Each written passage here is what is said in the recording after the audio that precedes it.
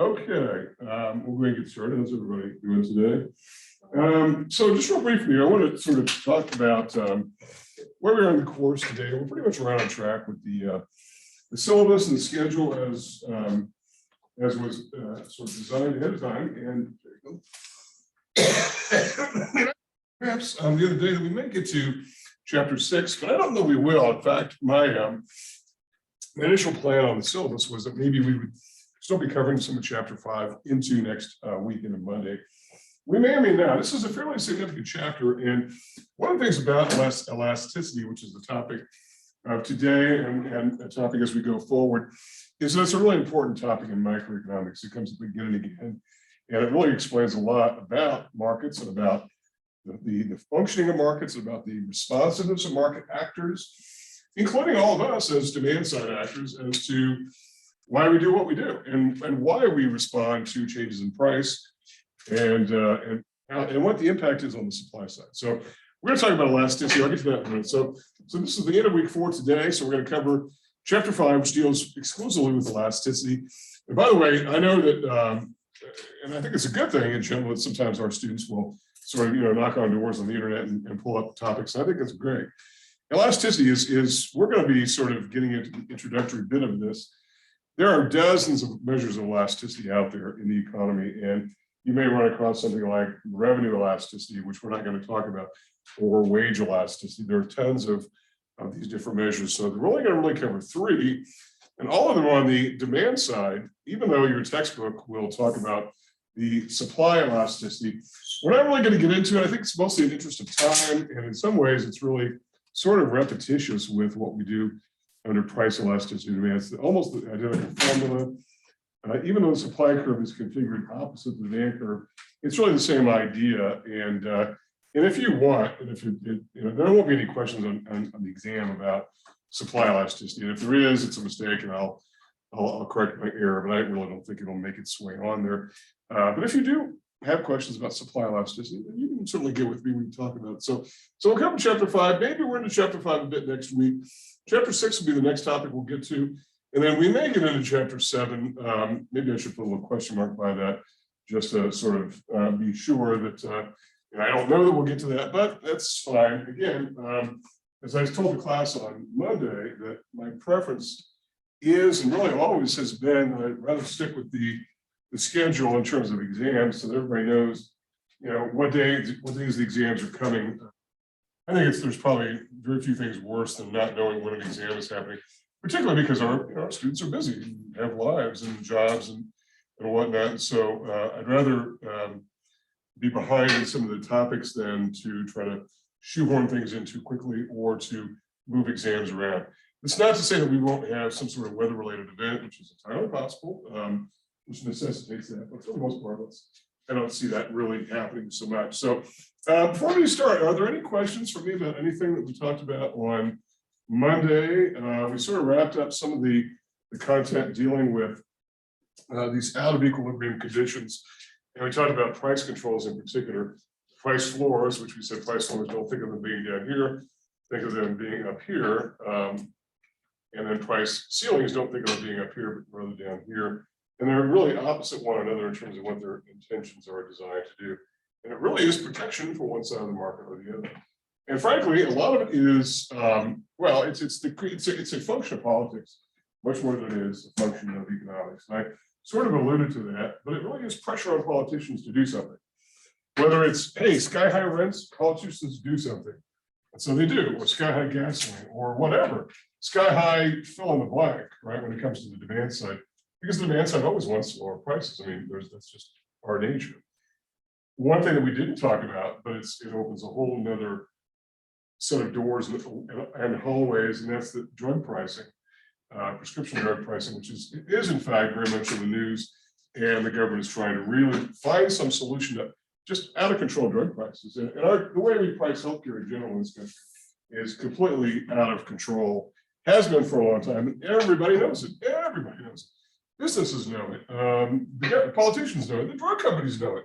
My sister works for it, Eli Lilly, a major drug company, and she knows it's crazy the way we price pharmaceuticals. And so this is why we talk about price controls. It's one side of the market prevailing elected officials to do something, but there has unintended consequences, and sometimes those unintended consequences come back to hurt those that they're intended to protect. And the same goes with price floors, which are basically prices set above the equilibrium price. And what it really results in is just misallocation of production. And in the case of, I mentioned the case of Japan because it's an economy I'm reasonably familiar with, and I don't know any other misallocation that is just almost the classic example. So much land in Japan, which is scarce to begin with, is dedicated to the production of rice, which has got to be one of the most low value outputs anywhere. Anywhere. I mean, just low prices, you know, and whatnot. So, but that's an example of political tendency. We're trying to please those who are supporting elected officials, and this is not. And again, I mentioned the very first day of class that you know, not everyone agrees with it, not everyone likes that sort of judgment, and I'm certainly not. I'm not, you know, casting aspersions against elected officials necessarily. Not that sometimes I will pull my punches, but I'm simply saying that there is controversy involved with a lot of what we do in econ. Okay, so are there questions about that after my long soliloquy and my long sermon on that subject? If you do have questions, we can circle back to it at some point and go from there. What I want to do today is to get into sort of the main event of this sort of introductory portion of the class, which deals with something called elasticity. Now, here's the thing about this topic. We're starting to get into the part of the course in which some of these topics are not familiar because they're not household names. Up to now, we've talked about things like demand and supply and production and business firms and households and all that. So some of this is familiar, and that's good. It's good that it's familiar. It sort of makes our job understanding a little bit easier. And micro maybe even differs from macro in the sense that we get into some topics that you may never see again unless you take further econ courses. Elasticity is one of those, but elasticity is one of those topics that I think we instinctively think about, even if we don't have a name put on it. And it's one of those things where if I ran into you on the street in 5 years and I asked you about elasticity, you probably would have trouble defining it. And I know that sounds like a critique of our profession, but here's the thing: you might not know the term elasticity, but I think what you will have gotten captured is the idea that there is sensitivity of variables to other variables. And so as a result, what we're trying to communicate here is the idea that things don't react to other stimuli in the same way. And that's really what's happening. How do markets adjust, how they flex? When they do, because sometimes they don't. And by the way, this also goes to, again, some of the grain that you might hear about markets being perfectly efficient and perfectly functioning, and that is the idea that they'll just simply adjust. And I know this idea carries a machine outside there, so I just saw something. There's like a big crane out there, so sorry I got distracted there. Because I know we hear this a lot in macro, particularly from those who will say, unemployment's not a problem because everyone will adjust. People will find jobs, then maybe they take a lower wage and they'll get on with it. But what about the inflexibility within markets and within entire economies? So sometimes inflexibility is a part of the picture too. So what is elasticity as a general concept? And we'll get into some specifics in a minute. It's the responsiveness or the sensitivity, however you want to refer to it, of one economic variable to a change in another economic variable. And that is, something changes, and so as a result, something else must change. Okay.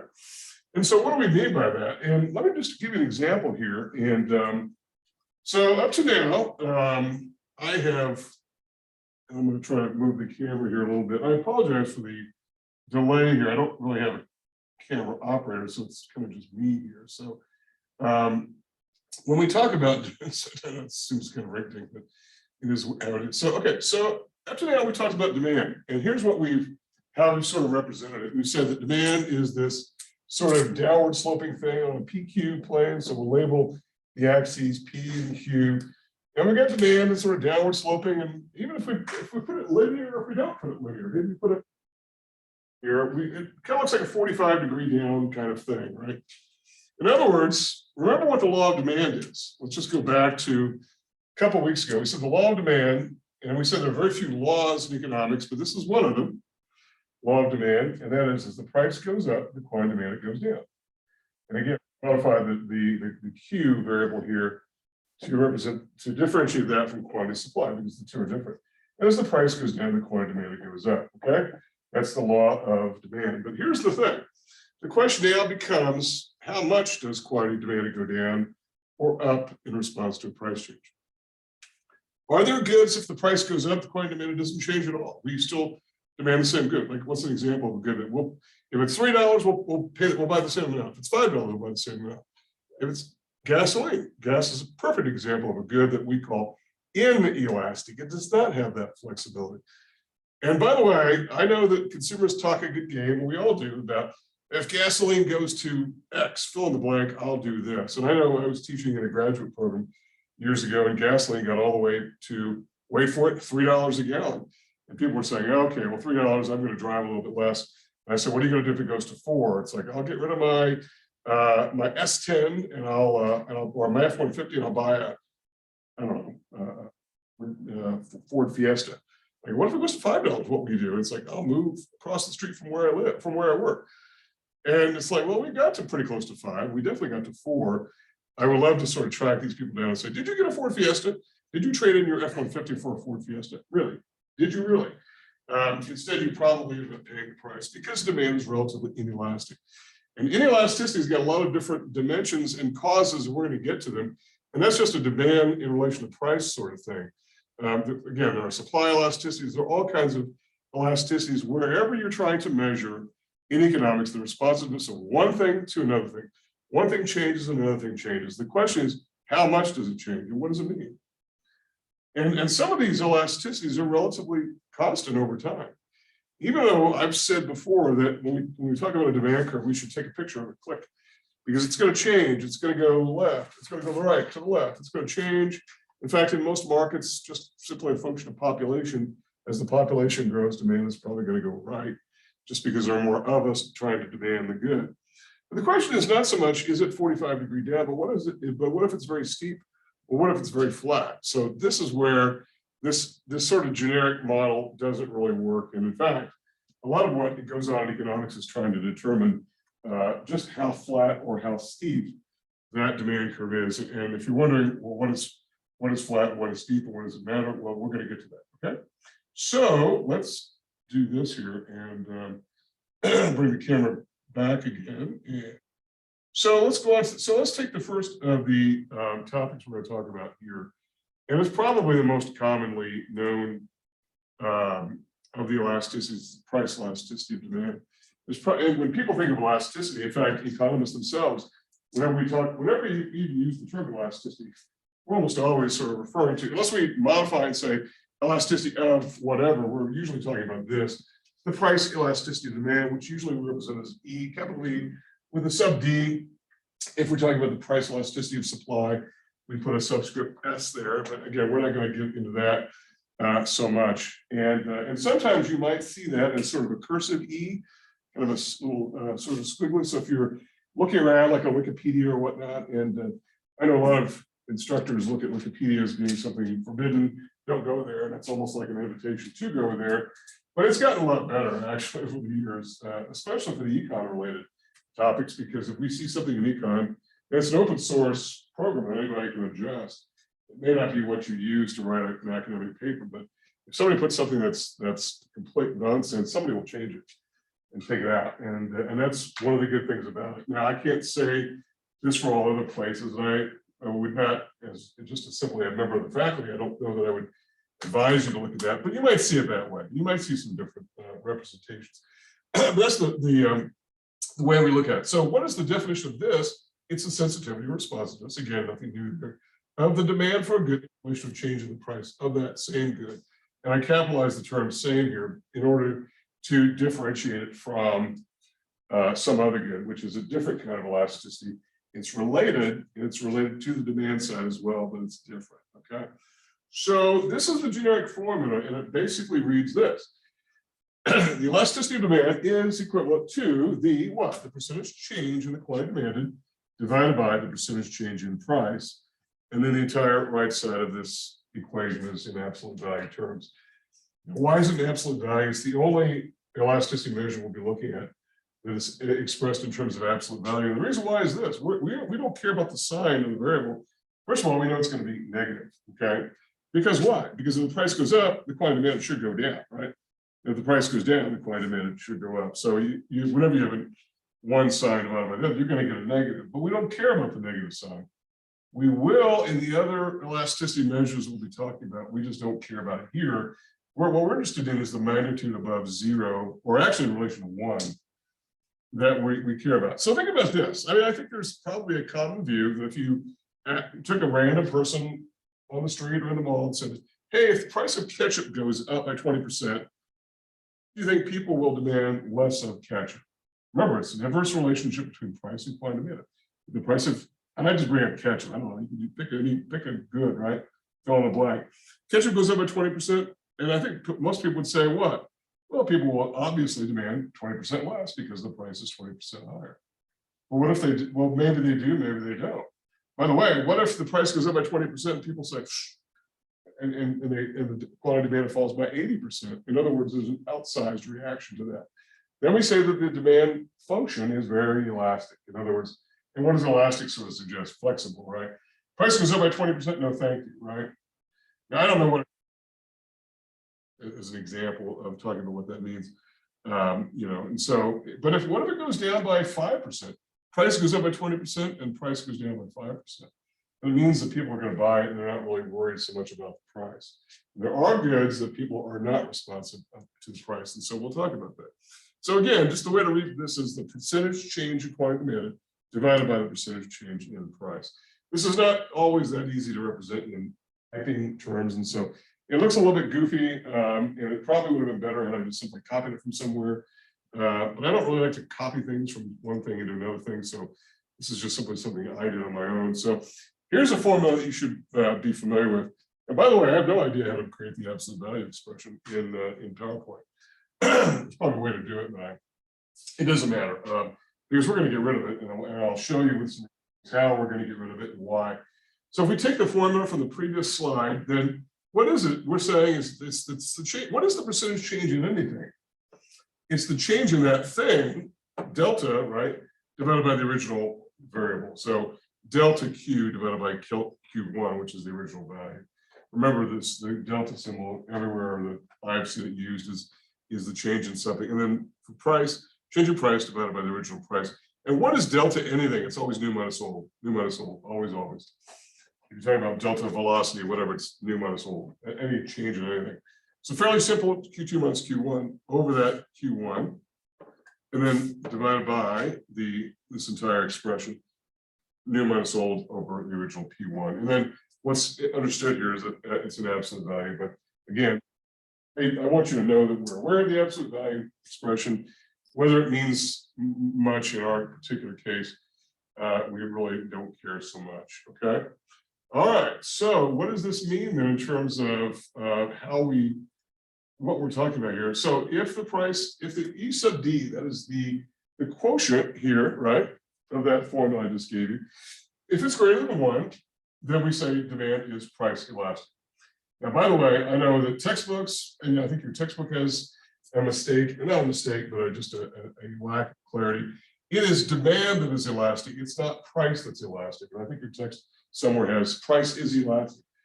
It's really not right. It's demand is elastic if, and we say it's price elastic, if this ratio is greater than 1.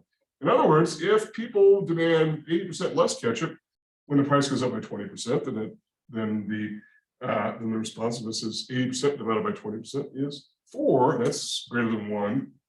That's probably an extreme scenario where people demand 80% less ketchup, but if it goes up, but we'll talk about why that might happen. And there are some goods where the price elasticity is gigantic, where people just simply walk away. And we'll see that happening. In fact, some of this discussion, and there's a reason why I don't focus so much on the elasticity of supply, beyond the fact that with this equation, it's the same sort of, it's just over and over again with the same thing. But also, we're going to talk a bit later in the course when we get to the discussion of what we call market structure. We're going to say that everything about demand elasticity has implications to the supply side as well. And one of the things that's a recurring theme, and it's something that for those of you who go on to study business, and I know that I don't try to present the class with the assumption everyone is going to, transfer to Anderson or wherever, but a lot of people do. But so for those of you who do, you will see this idea again and again, how responsive is demand if we try to change the price. there are supply side implications, and one of the themes I think that you can maybe draw from this is the fact that I think probably the supply side's got a bigger burden on knowing about these relationships than the demand side does. I mean, think about particularly ordinary consumers. Now, maybe in a business to business transaction, you're going to be very sensitive if you're buying inventory to put in your warehouse or to put on your shelves, or if you're buying equipment, 18-wheelers or cranes or whatever. But ordinary consumers, if the price of ketchup goes up, you know, it's like take it or leave it. Maybe I'll do something different. Maybe I pick a substitute. Maybe I don't get ketchup, right? Maybe I do something else. I can walk away from it. But I'm not going to run, as a consumer, am I going to run through the calculations and do the math? Probably not. Probably not. There are some people who do. I don't know if you've ever been to stores, and I used to see this a lot more when I worked in a grocery store when I was in high school, but you would have people with calculators doing things like comparing. I don't know what they're comparing. They were doing things. I don't see that very much anymore. And I think that probably stores get a little bit leery when people start pulling out electronic devices. I know I worked at Home Depot when I was in grad. I just took some time off from banking, worked at Home Depot while I was doing my master's and started my doctorate. And I know people walked in with their cell phone and started walking down the aisles photographing. Oh, they'd be told to leave. Why? What do you think? Why do you think they'd be concerned about that? Sellers, because they wonder what? Are you from Lowe's? What are you doing? You're trying to get intelligence, right? They don't really want that kind of information out there. So you know, pulling out electronic device. Try it sometime if you want to get confronted by a manager. Just walk through and start filming. Walk up and down the aisles and see what happens. I bet somebody will stop you at some point, unless they're not paying attention. I mean, the short-staffed businesses are today. Maybe they're not paying attention, but you get the idea that sometimes people calculate this stuff, but probably not. Most consumers do not, and we don't really think about it. But it has demand side implications. And my whole point is demand side really oftentimes doesn't work through these, but sort of instinctively reacts. And what they might react to is maybe the price of a substitute. I don't frankly know what substitute there would be for ketchup, maybe mustard, I guess. They're different kind of goods. But we talked about substitutes as being different, but if demand side stays away and the price increase or jumps in with a price decrease, we say demand is elastic. So think about this, the price of ketchup goes down and it's like, I wasn't going to buy ketchup. Man, look at this good price. I'm going to buy it. Not only am I going to buy it, but I might buy 2 bottles, right? Those are decisions we make all the time, right? We might jump in and get 2 bottles. And so as a result, that adds to what? Quantity demanded, right? It adds to quantity demanded. So if it's greater than 1, in other words, it's greater than proportional, then we say it's price elastic. If it's exactly equal or close to equal, it doesn't have to be right 1.000. If it's 0.98, we'd probably say it's unit elastic. In other words, it goes back to this idea where I think I have more than a passing idea about this, that if you ask the average individual, if the price of X good went up by 20%, what would demand do? And people would say, well, obviously it would fall by 20%. Well, then that would suggest that most goods are unit elastic. In other words, or sometimes it's called unitarily elastic or proportionally elastic.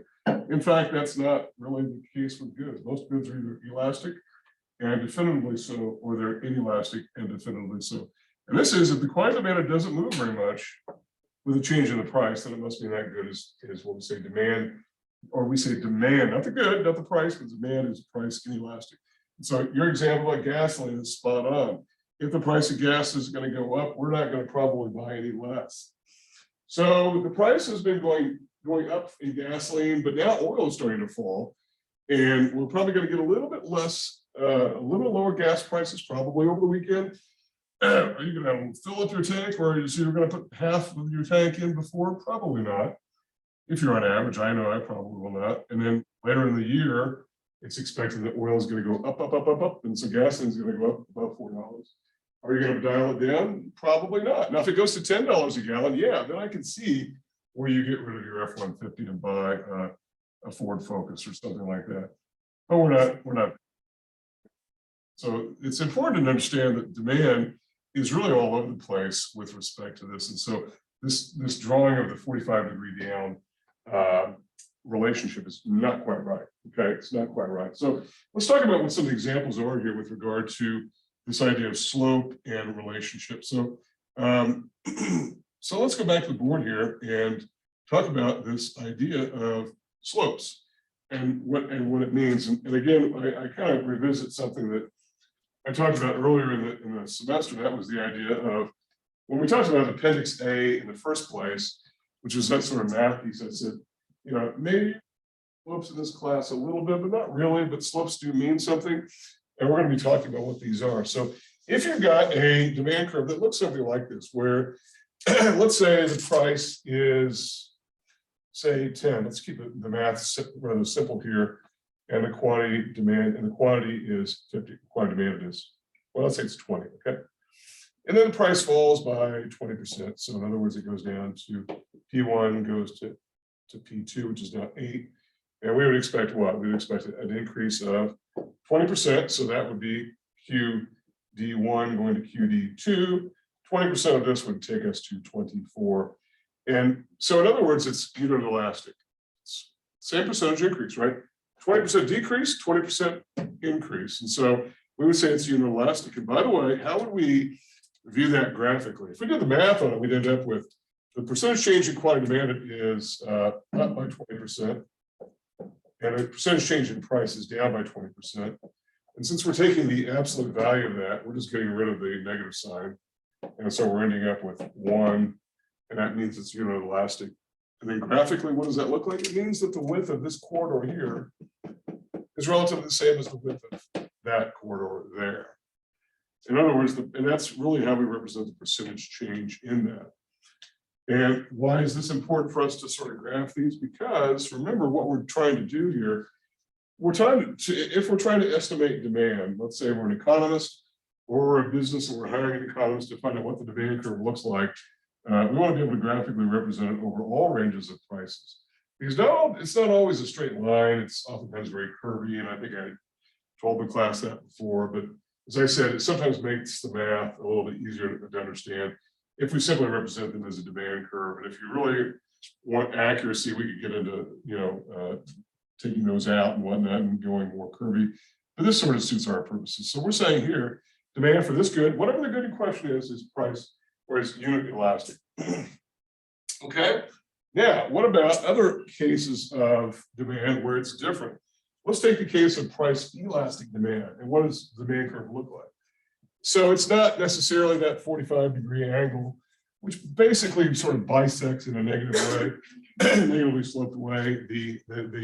The plane, which is of course 90 degrees, right? That's what a quadrant is in these planes. And so you've got P and Q. Now you've got a demand curve looks like this. It's a lot flatter.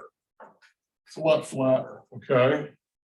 And so without getting into the math, I'll get into some examples of equations here in a minute.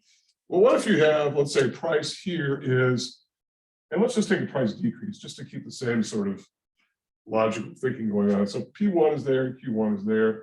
And now the price falls a little bit. So now price falls from P1 to P2, so it's a decrease in price. But look what happens though. Now the quantity demand goes way out here. And you've got an outsized reaction in terms of quantity demanded to a small change in price. And so here, and I didn't draw this very straight here, that's my bad. Straighter, but here, the width of this corridor is pretty small. Small in relation to this, which is a lot bigger. And so as a result, this is price elastic demand. So if we go back to it, so if this percentage change in quantity demanded, or quantity, percentage change in quantity demanded here, percentage change in quantity demanded is 80%, and the percentage change in price here is 20%, then we say the E sub D is 4. And 4 is greater than 1, which means it's price elastic. It's very sensitive, either up or down. So from a downside perspective, why would people rush into this market and buy more of this because of this small change in price? And not that 20% is necessarily small, but what if it's 2%? Pretty small, and yet people react and buy 8% more. And then you have this pretty good size ratio of 8 or 4, right? And what does that really say? Well, it could be relative to the price of other goods. Hey, this is pretty good. I want to buy this good because any kind of change in price is good from us, the buyers, and relative to competing goods, relative to goods, and keep that in mind because that's one of the big ones when it comes to this. is what about substitutes and what about that? So any kind of a change in price means the demand side is very sensitive. And they're priced in or they're priced out. And by the way, we can go back to this idea of even individual buyers may buy multiple quantities because of the fact the price is lower. So if you go to Walgreens and you see a 2-for-1 offer on toothpaste, then it's the same deal as buying 1 tube of toothpaste. Why not get 2? There's no reason not to, right? So that boosts your quantity demand. Or what if it's 50% off? And we see this happening a lot where firms will say, okay, buy 1 toothpaste to get another half off. That's a lot, right?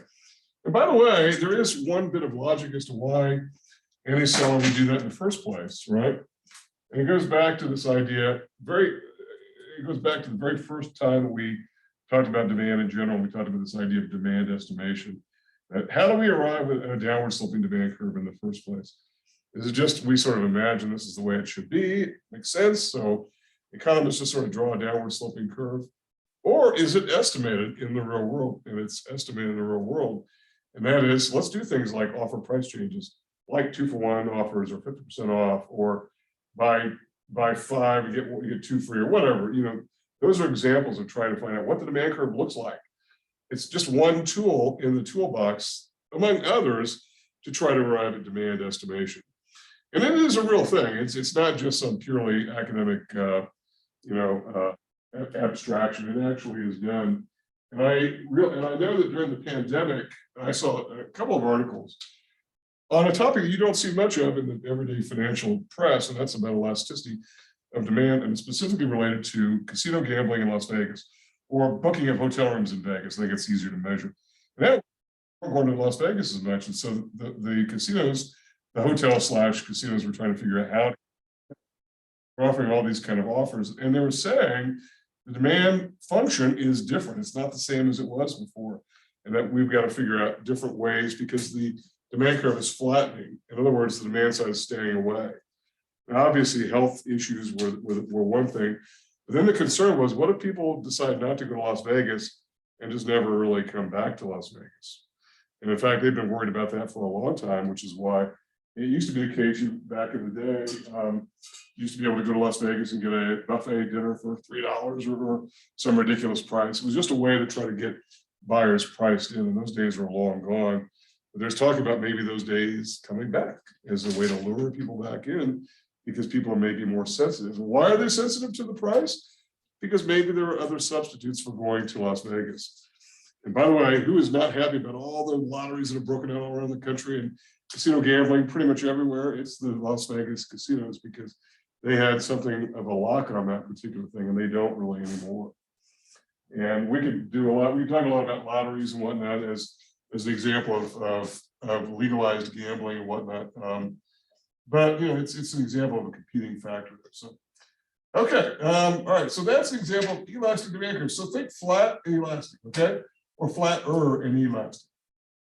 Let's talk about an example of a curve, demand curve, that is inelastic, goes in the other direction. Okay, so let's just do this. Let's just erase all this stuff here. Oh, we could have kept some of that. That's all right. So now we've got a demand curve. It's not flat, but it's steep. And so what does that mean? What are the implications of that? Okay, so now we've got a demand curve. Looks like this. Very steep demand curve. Okay, and let's say that we've got a price of the good and the price of the good. Start P1, price of the good falls dramatically, falls all the way down here. Well, quantity demand is going to do what? It's going to go up a little bit, but not very much, right? In other words, the change in the percentage change in quantity demanded is small, percentage change in price is big, so you get a very small ratio. It's going to be somewhere less than 1. So in this case, if we use the equation and say the percentage change in price here is 80%, and the percentage change in quantity demanded is 20%, then we have a value where the E sub D is 20% divided by 80%, which is 0.25%. And it's not actually, let's take the percent off of here, and it's negative, but again, we're taking the absolute value, so we're just getting rid of the negative side. We'll just get rid of it. Now, if you're doing this in a spreadsheet or a stat program, it'll do it for you. I mean, in the real world. So I want to bring it up just so you know, it's going to be negative, but we don't care about the negative. We're caring about the relationship between the quotient here and 1. Okay, so the percentage change in the price is 80%, percentage change in quantity demanded is 20%. So you get something less than 1. And then we can graphically look then at the percentage change in quantity demanded, which is small, percentage change in price is big. And we say here that demand is price inelastic. And so what are we talking about in terms of examples of goods? Gasoline is certainly one of them, where if the price goes down, did you when gas, by the way, when gas went to $2 a gallon, did you buy that much more gas? Really?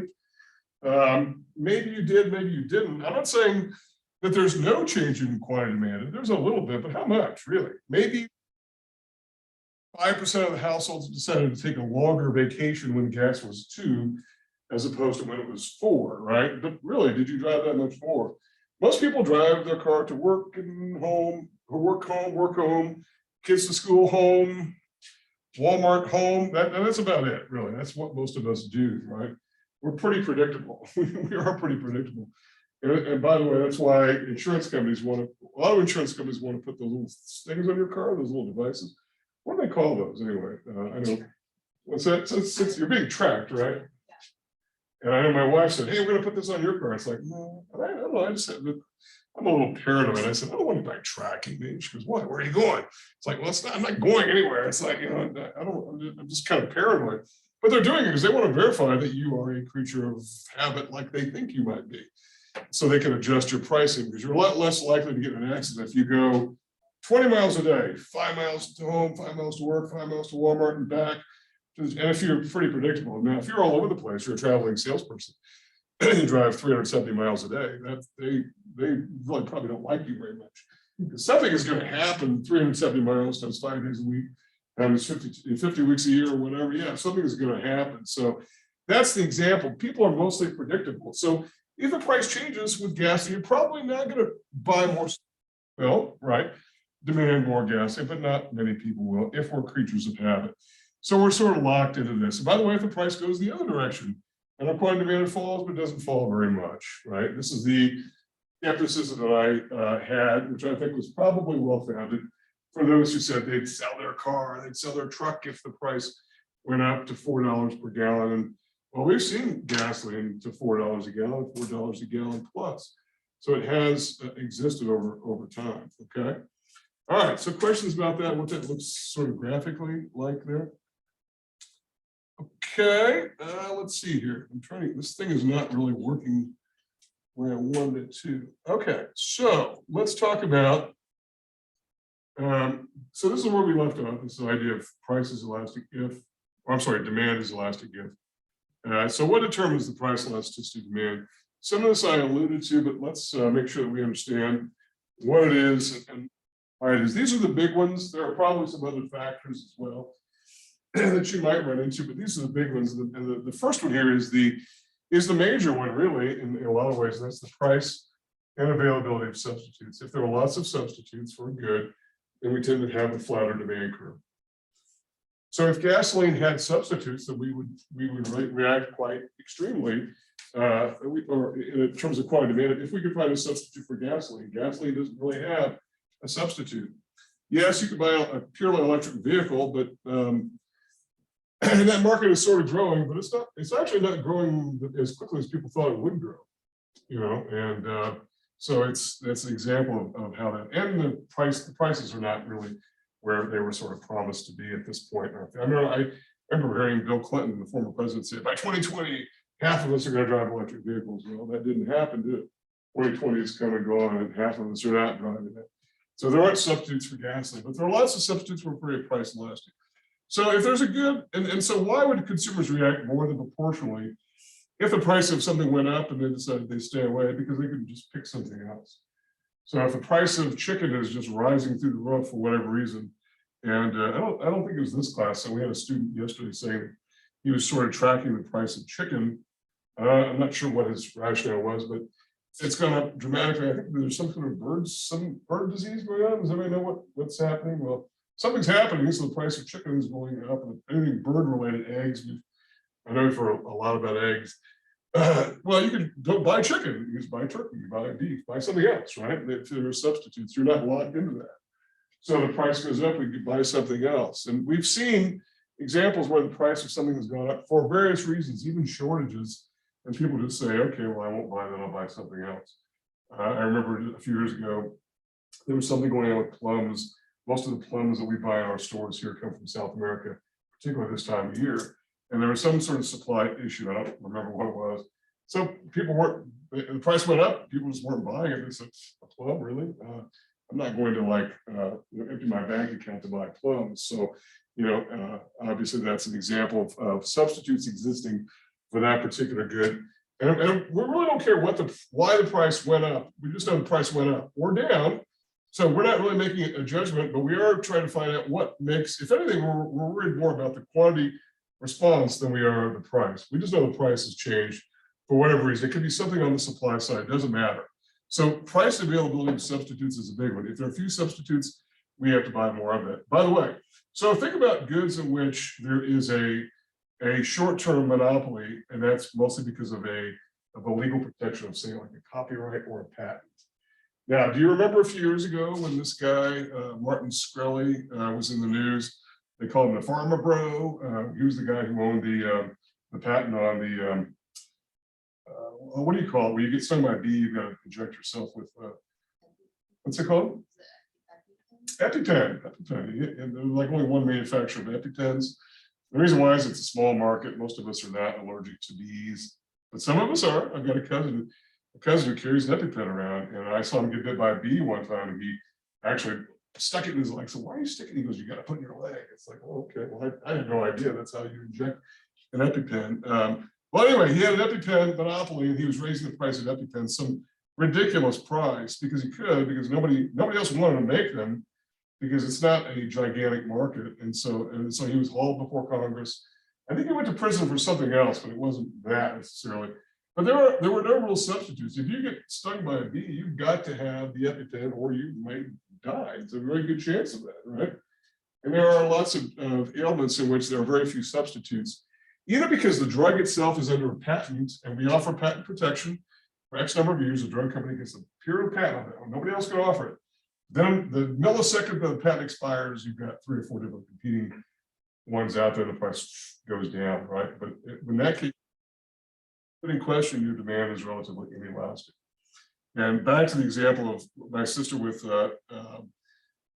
working for Eli Lilly, a drug company. They were one of the very first to have a big time antidepressant drug called Prozac back in the, I think it was the 80s or 90s. And Prozac was the thing that all the doctors were prescribing it to patients who were suffering from depression. And, and so, but then the day that it went out of patent, everybody came in with all these other competing drugs, very, very similar and generic alternatives to that. So, but in the meantime, people were paying a pretty high price for that particular drug. And that's just one example. That's just one that I'm very familiar with because it was a big deal when it did, because there was a lot of talk about the firm laying people off because, they were really fat and happy when people were paying gigantic prices, but then the price came down when there were new substitutes. And there are all kinds of examples of that. So availability of substitutes, and then sort of related, because I sort of talked about the criticality or the necessity of the good. So it sort of relates a little bit to this as well, but it's how important is the good. So gasoline, pretty critical. So it's price inelastic. We've got to have gasoline because there's no real alternative. And so as a result, we pay the price, whatever the price is. And it's probably going to be the case at some point in our lifetimes, gas will be $5 a gallon, and we're going to pay $5 a gallon because we don't really have a choice. I know it sounds crazy and sounds like it's science fiction, but I thought $4 was crazy. And it's funny too, because unfortunately I'm old enough to remember when gasoline got all the way up to 45 cents a gallon. And I know I'm a little bit older than everybody here, but it got to 45 cents per gallon, and people were in line cutting people off. People were pulling out shotguns on each other to try to get there before the price went up to 50 cents a gallon. I mean, I know it sounds like I'm totally making this up. I'm totally not making this up. This was, when gasoline was a shortage and was in short supply, and it was going up, and everybody had to have it. And there were people breaking out in fights to get gasoline before they ran out of gasoline. So it's a critical good people had to have. If it's not critical, you can take it or leave it, then you're going to be fairly sensitive to the price and say, I don't think so, right? So if it's two candies, you're relatively indifferent about. If Reese's Pieces is 20% higher, maybe you buy M&Ms, right? If it's not, or you can say, I'm not going to buy either one. It's not critical. I don't need it. Forget it. I'm not there. Okay. But back to the issue of substitutes. This also has to do with competition, doesn't it?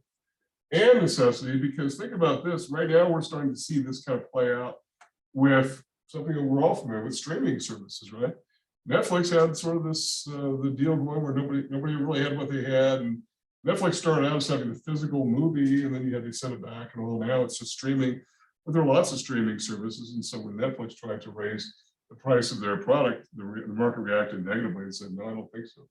And as a result, they didn't quite go back to where they were, but they just adjusted downward. People determined it not critical, and substitutes, both of which are formulas for elasticity. Which, by the way, is why Netflix is now going after what? Have you heard the news on Netflix?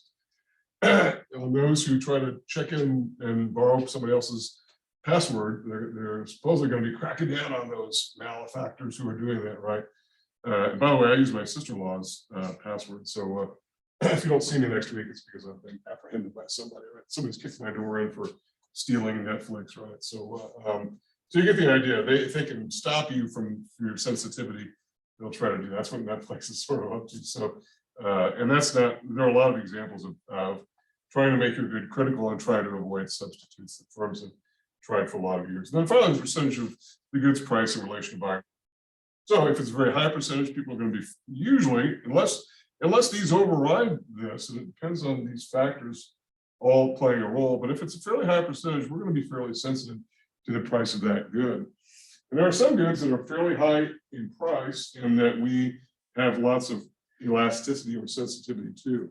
All luxury goods fit into this category because luxury goods by definition are, as a percentage of anyone's income, higher than a non-luxury good. Even if you're the wealthiest person on earth, a luxury good is still a higher percentage of your income than, say, a non-luxury good. And if you think, if you're sensitive to it, and there are, by the way, billionaires who are very sensitive to price. They really are. I know it sounds crazy, but Warren Buffett has been known to walk out of a place because he didn't like the price of coffee, and and just walked away. So you get the idea. You can be more sensitive if it's a high price in relation to your income. So all luxury goods fit this bill, non-luxury goods, and all inferior goods fit that bill there. And in fact, this is one reason why some sellers like to specialize in non-luxury or inferior goods, is because people, as a last resort, will buy those goods. There's always going to be some people who buy generics, which is why a lot of generics are made by the same people who make the name brand good. They make it because there's always a certain portion that's going to be there, and that implies inelasticity. There are always going to be people buying generics. Always, always, always, always. People who care less about brand.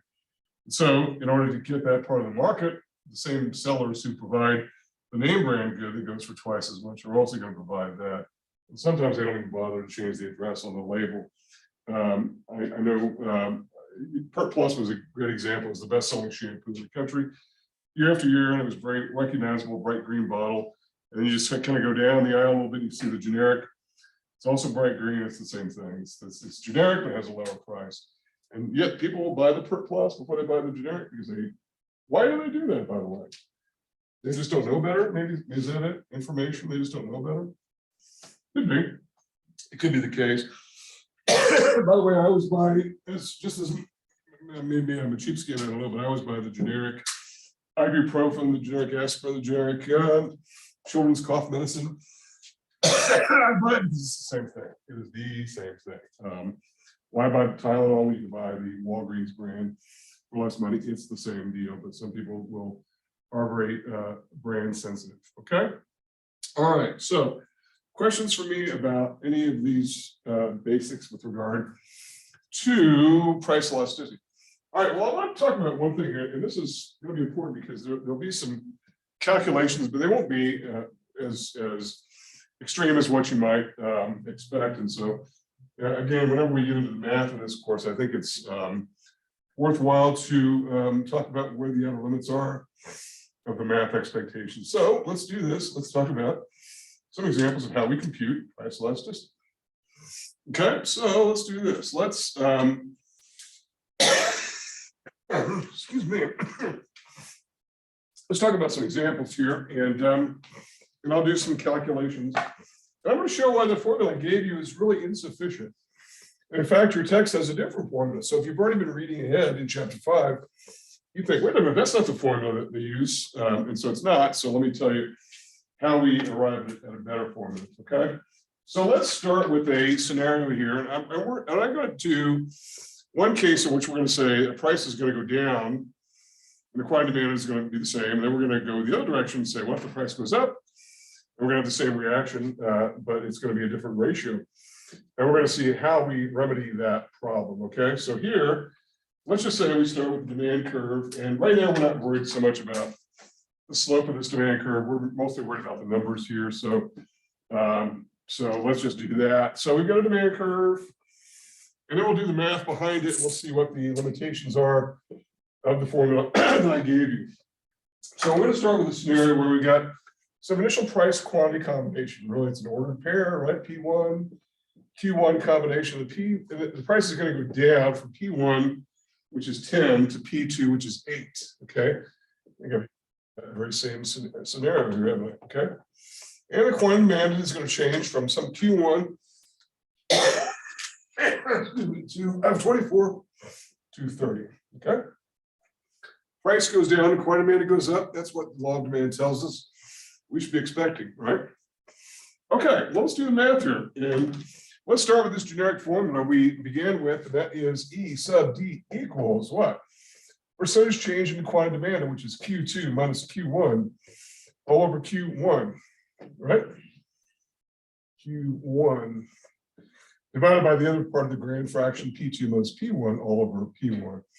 This looks kind of nasty, but it's really fairly straightforward, and then absolute value of that. Okay. Okay. I'm not sick, by the way. It's just my asthma sometimes. I think it's the marker that sort of that flares up at times. So I think I had this in my notes is 32. So let's say it's 32. So let's just correct that to 32. All right. So let's do the math here and see what we've got. So we've got, all we're doing here now is sort of plug and chug, right? Just plug the numbers in and go from there. So we have Q2 minus Q1, which is 32 minus 24 over Q1, which is 24, right? It's not quite as nasty once you just start plugging the values in, right? P2 minus P1, which is 8 minus 10 over the original value, which is 10. No big deal, right? It's actually pretty easy peasy when you start to go from there. Absolute value of that entire expression. So let's do the math here. 32 minus 24 is what? 8 over 24, okay? And then here we have what we have, negative 2 over 10. Well, there's your negative sign. So let's just get rid of that because we don't need that, right? Because we know it's going to be negative. We're just going to kick the negative sign out, okay? We know it's there. We don't care. It doesn't matter, right?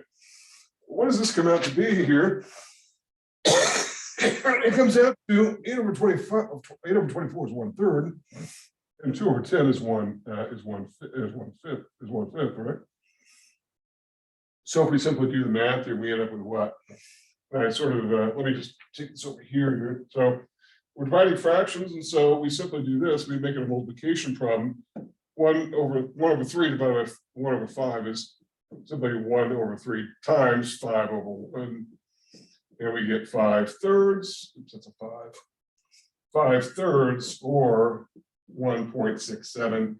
And by the way, I like to, for the most part, use decimals as opposed to fractions. I know fractions are more precise, but the decimals sort of better match the input and output of computers and calculators. And so I think it's probably worthwhile to use decimals as opposed to fractions, okay? So what is this saying to us? It's saying that the if it's 1.67, demand is what? Elastic, inelastic, or what? Elastic. It's elastic. It's greater than 1, so price of demand is price elastic. And okay, and it's not. That's a pretty realistic number. And by the way, there's a graphic, there's a table in your text that shows different price elasticities of things. And I always think that's a pretty worthwhile thing to look at because it sort of shows, you know, what some of the examples are of real life elasticities, which is kind of is evidence of the fact that that this really does exist when there's different elasticity for different goods, that the demand curve is not always as sensitive as what we might think, or as insensitive as we might think. And for the most part, unless goods come along with new substitutes, or if maybe it becomes no longer critical, then that is a relatively stable relationship. And guess what? The supply side really likes to know if that's a stable or unstable relationship. And so when I talked about the example of Las Vegas, what they were seeing was demand curve was flattening out, and that was not good if you're a seller. You would rather have the demand curve be insensitive, be very steep, so you can manage the price up and down as you see fit. If the demand side shifts to the buyer, and it does, and the demand curve flattens, that's not a good thing if you're the seller. It's a good thing if you're the buyer, but who doesn't want the power in a transaction, right? We all want the power in a transaction, the power to say no, or the power to get out of something, right? And if you're a seller, you want the power to raise the price, lower the price, do whatever you want with the price. But it doesn't always work that way, depending upon where the relationship sort of lies. Okay. All right, so 1.67. Now that's the relationship. This is why elasticity is not slope. Even if this were a straight line, and I sort of drew it as a straight line, slope implies that it's the same relationship between any two ordered pairs along that curve. But that's not, elasticity is not slope. It's related to slope, but it's not slope. The slope will be different and it will change the elasticity. So let's just do this. Let's just recreate the same scenario. Only now, the original scenario over there, it was the price went down from 10 to 8. What if we start in the other direction and say, what if the price went up from 8 to 10, right? Well, would that give us the same relationship, right? All we're doing is we're reversing the direction of the transaction here. Now we're saying the price has gone from one order pair to the other order pair, but we're going in the opposite direction, okay? We're going in the opposite direction. Now we're saying Q1 and P1 are different. So here we're saying we're starting from 32 and we're ending up at 24. So what does that look like when it comes to doing math? Okay. Well, let's do the math in here and see what we end up with. So we'll just plug the numbers in to our formula, and it's that. And by the way, that formula we're using is what's called the point method. The reason it's called the point method is because it starts with the denominator on both sides of that fraction as being P1, Q1. That's the original point that's being focused on. That's why it's called the point price elasticity method.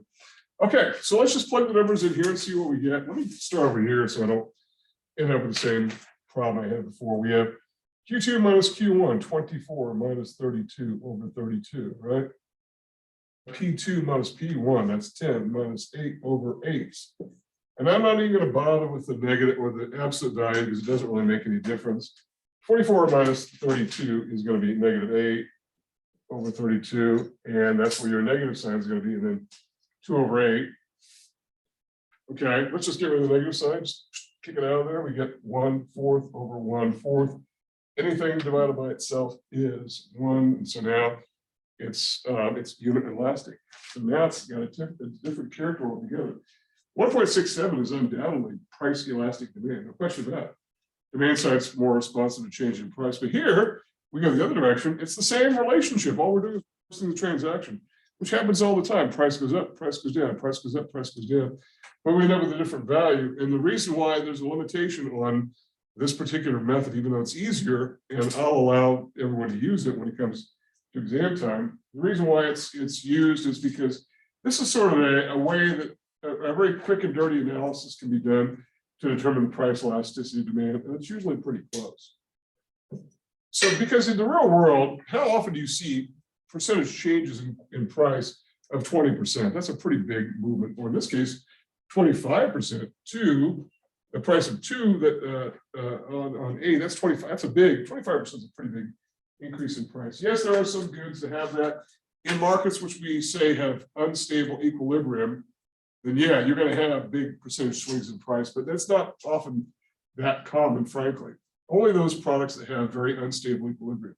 So 1.67 and 1.0, so that's got to be a problem. We've got to figure out then what do we do to solve that problem?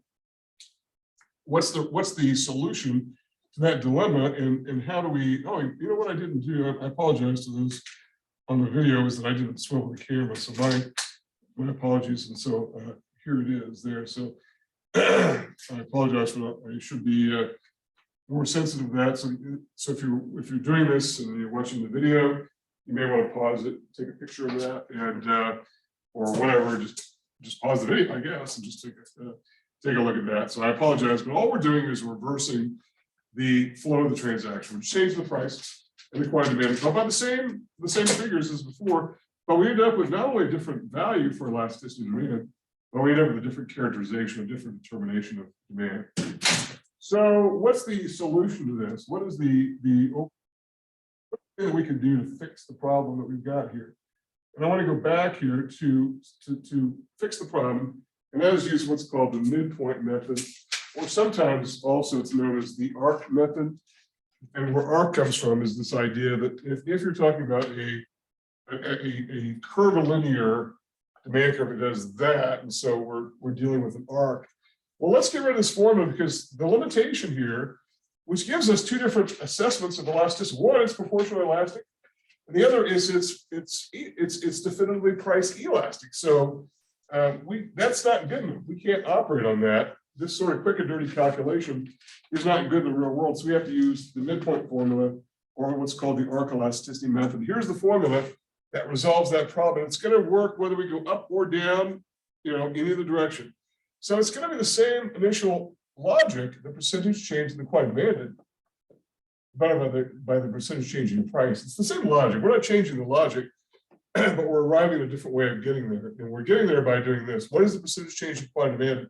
It's the original Q2 minus Q1. And what's the original change in price? It's the original P2 minus P1.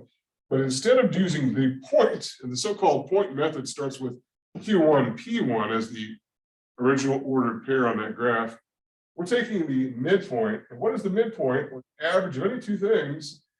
It's the summation of those two things divided by 2. So what is the difference between two things? It's the average of those things. It's those things add together divided by 2. An absolute value of that. Okay. And that is probably about the nastiest formula you'll see in this class. It looks nasty and weird and creepy and scary and, like something crawling under your bed when you're a child, right? It looks bad, but it's not really that bad once you put the numbers in and you arrive at a value. So let's just do that. Let's put the numbers in here and see where we end up in the end of the day. So we're going to end up with, I'm just going to sort of cut out some, well, I guess I can, well, I'm going to cut out some steps just because it's going to be easier. I'm going to get negative 8 divided by 2 over 9. I know the math is not quite as simple as it would have been otherwise. And so this reduces that to, and we're going to get rid of the negative sign here. At the end of the day, you're going to end up with a value here that's going to be 1 and 2/7. 1 and 2/7. And I think I didn't actually compute what this comes out to be in terms of fractions. It's probably somewhere, something like 1.28, something like that, I would imagine. And that, by the way, is somewhere in the middle of the original two values we formed, 1 and 1.67. So the midpoint formula, which does not begin with the point, but rather begins with a midpoint of that particular segment on the quantity axis and the midpoint of that segment on the price axis, gives us something somewhere in the middle, and it's going to be around 1.28, something like that. And you can check my math if you like, but I know it's easier rather than walk through the entire formula. I did on the other ones because you can use that formula on exam. It won't be as nasty. It'll be, the fractions will be easy. In fact, if you arrive at some weird number on the exam, you probably have made a wrong term, and you might want to do it again, because there's probably, it's not intended to be that. It's intended to be fairly straightforward.